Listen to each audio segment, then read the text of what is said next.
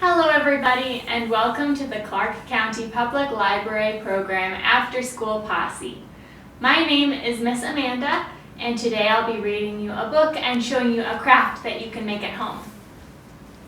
Today we'll be reading Who Says Women Can't Be Doctors? The Story of Elizabeth Blackwell by Tanya Lee Stone, illustrated by Marjorie Priceman, with permission from Macmillan Publishers.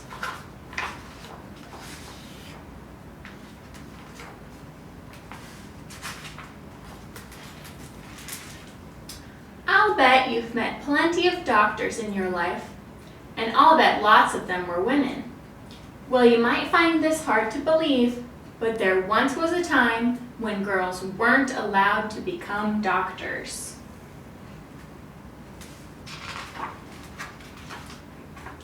Back in the 1830s, there were lots of things girls couldn't be.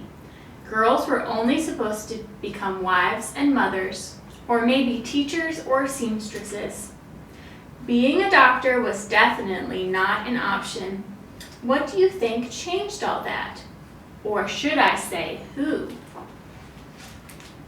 Elizabeth Blackwell, that's who. A tiny wisp of a girl who wanted to explore around every corner and who never walked away from a challenge. This was a girl who had once carried her brother over her head until he backed down from their fight. A girl who tried sleeping on the hard floor with no covers just to toughen herself up. A girl who climbed up to her roof and stretched out as far as possible with a spyglass to see what was happening on the other side of town. That looks dangerous. But she hadn't always wanted to be a doctor. Actually, blood made her queasy. One time, her teacher used a bull's eyeball to show students how eyes work. Elizabeth was repulsed, and she hadn't always wanted to help the sick. She had no patience for being sick herself. Whenever she felt ill, she simply went outside for a walk. Once when she was little, she hid in a closet until she felt better. She hated anyone fussing over her. So why did she become the first woman doctor? Because one person believed she could and told Elizabeth she was just the kind of smart, determined girl who would change the world. That person was Mary Donaldson. When Elizabeth was 24, she went to visit her friend who was very ill. Mary told Elizabeth that she would have much preferred being examined by a woman. She urged Elizabeth to consider becoming a doctor. At first, Elizabeth could not believe her ears. Even if a girl could be a doctor, why would she want to be one? But Mary's idea gnawed at Elizabeth. A female doctor. Elizabeth thought about it the second she got up in the morning. She thought about it during sewing circle. She thought about it over tea. She even dreamed about it at night. Finally, Elizabeth asked doctors and friends. Some thought it was a good idea, but didn't think there was any way it could be done. Others said it wasn't right. Women are too weak for such hard work. Women aren't smart enough. Oh, some people actually laughed at her. They thought she was joking. Elizabeth didn't see anything funny about a woman becoming a doctor. Elizabeth thought it was a fine idea, and her family supported her. She worked as a teacher to earn money and applied to a handful of medical schools, but they all sent back the same answer: no.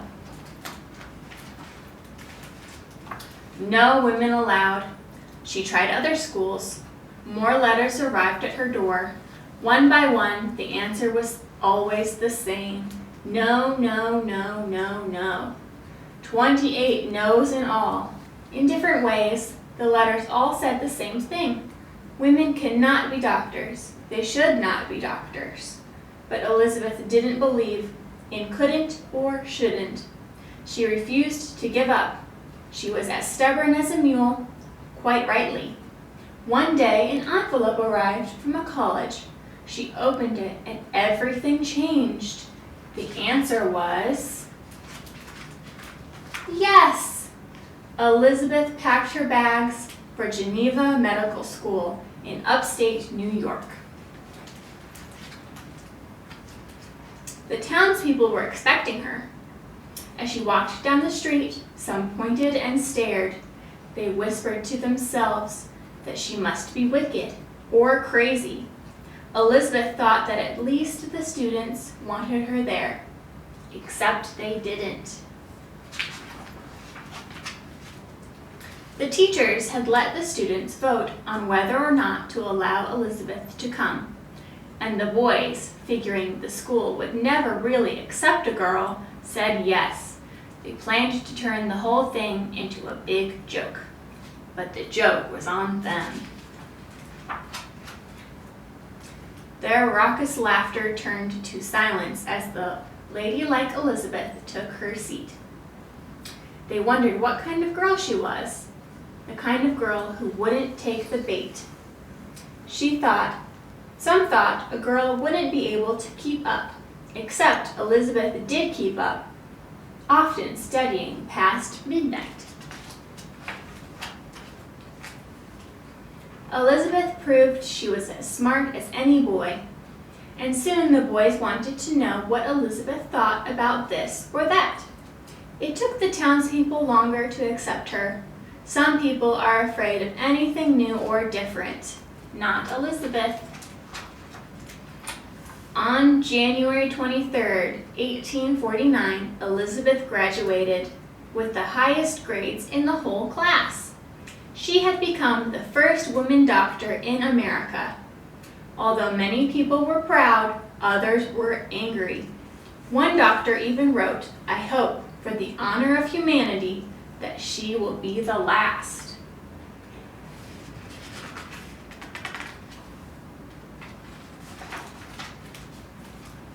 But as you know, she certainly was not.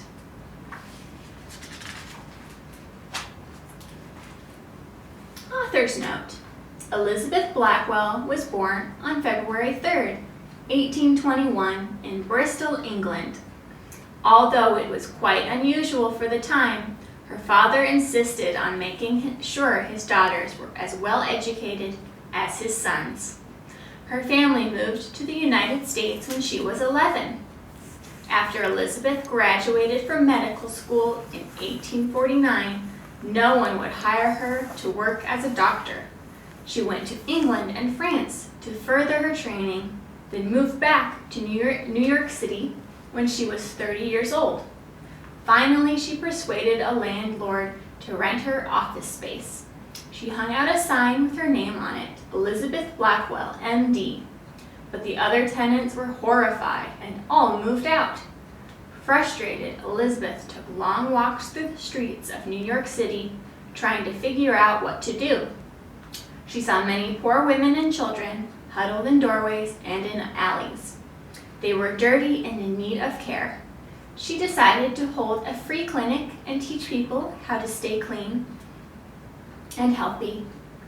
Pretty soon, people started to talk about the wonderful new woman doctor in town. Over the years, Elizabeth and her sister Emily, who also became a doctor, healed hundreds of people. In time, they had so many female patients, the sisters started their own hospital, the New York Infirmary for Women and Children, which opened on May 12, 1857. It was the first hospital run by women for women. In 1868, Elizabeth opened a medical school just for women, the Women's Medical College of the New York Infirmary.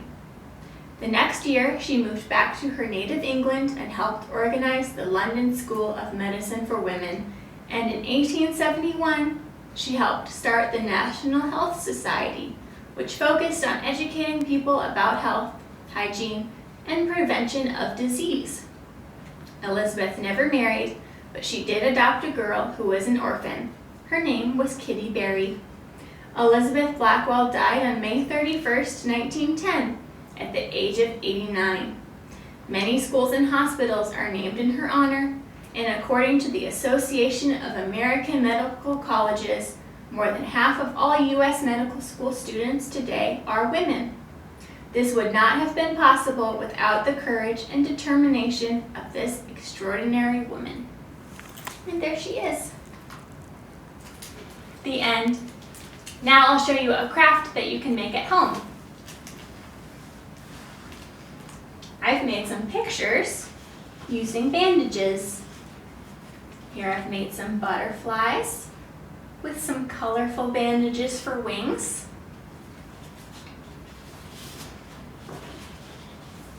And here I've made a picture of some bandage people flying some bandage kites. For this, you'll need some paper, colorful bandages, and a marker. Thanks for listening. Bye.